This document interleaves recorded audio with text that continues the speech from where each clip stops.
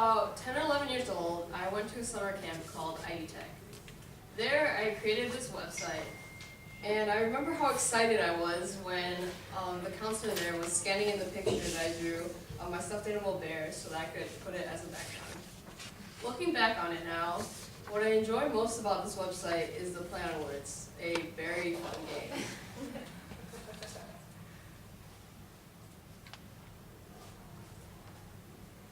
So now, fast forward about 8 or 9 years, and here I am thinking about the future.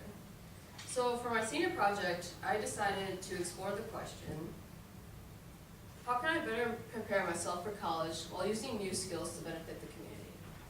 When I first started on my journey, I came across Mr. Cresswell. He wanted to build a website for students next year that he could use for his class. So being a really busy teacher and doing things outside of school, he wouldn't be able to get to this until the summer. This wouldn't really be that big of a deal if he actually liked computer science, or coding to be specific. Seeing as he actually hates it, this is where I step in.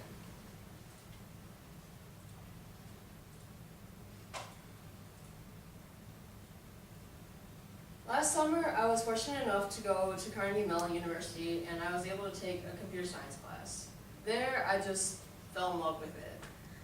The way I was learning how to solve problems and getting that immediate response was really what enticed me to want to pursue this further in college. So seeing as Mr. Cresswell had this problem of wanting to have a personalized website and not really wanting to learn all the coding for it, I was really glad that I was able to help out so that I would help future students. While doing my research for my annotated bibliography, I came across this video and I wanted to show a clip of it.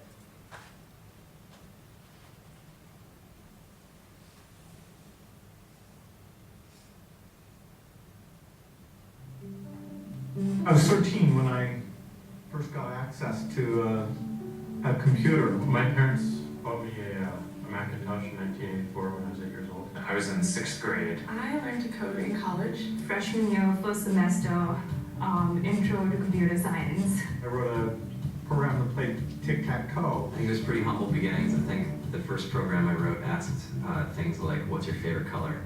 Or how old are you? I first learned how to make a green circle and a red square appear on the screen. The first time I actually had somebody come up and say, "Hello, world," I made a computer do that. It was just astonishing. Learning how to program didn't start off as wanting to learn all of computer science or trying to master this discipline or anything like that. It just started off because I wanted to do this one simple thing. I wanted to make something that was fun for myself and my sisters. And I wrote this little program and basically just add a little bit to it. And then when I needed to learn something new, I looked it up, either in a book or on the internet, and then added a little bit to it. It's really not unlike kind of playing an instrument or something, or playing a sport. It starts out being very intimidating, but you kind of get the hang of it over time. Coding is something that can be learned, and I know it can be intimidating. A lot of things are intimidating, but what isn't? A lot of the coding people do is actually fairly simple. It's more about the process of breaking down problems than sort of coming up with complicated algorithms as people traditionally think about it. You don't have to be a genius to know how to code. You need to be determined. Addition, subtraction, that's about it. You should probably know your multiplication tables. You don't have to be a genius to code. You have to be a genius to read. Even if you want to become a race car driver or play baseball or build a house, and all of these things have been turned upside down by software. What it is computers are So as you can see, coding is something that everyone can learn and everyone should learn. It's a highly valued skill and it's really underemphasized. So now the question is, why Mr. Cresswell? Why should I make a website for him? Growing up, I was really fortunate to have very loving and caring parents. My mom is a sweetheart, and I think that my passion for service really stemmed from her. For 4 years of high school, I've been involved in Key Club, and it's really been a strong part of my life. I was fortunate enough to be able to serve as Lieutenant Governor last year, and I was really glad that I was able to help out my division. My dad is very passionate about math and working hard. His passion for math is so great that I think it has inspired me to also take an interest in it as well. So now is the moment that you've all been waiting for. This is Mr. Crystal's new website. Okay, when you look at it, yes, there's pretty much nothing on it and it's really plain. But rest assured, this is exactly what Mr. Crystal wanted. At first, he picked out a template, and then I started working with it, looking at the code and actually changing it. So as you can see, there was lots of lines of code, but pretty much after figuring out the structure of it, it was more of a treasure hunt in a sense, and I was able to pick out specific things that he wanted to change.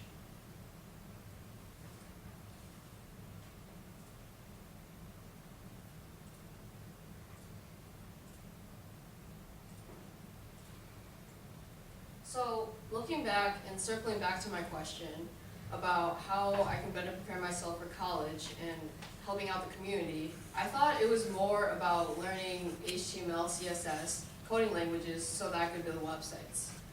But in reality, after these few weeks, I've learned that it's much more than just about that. It's more about feeding your knowledge and like actually going out and learning more.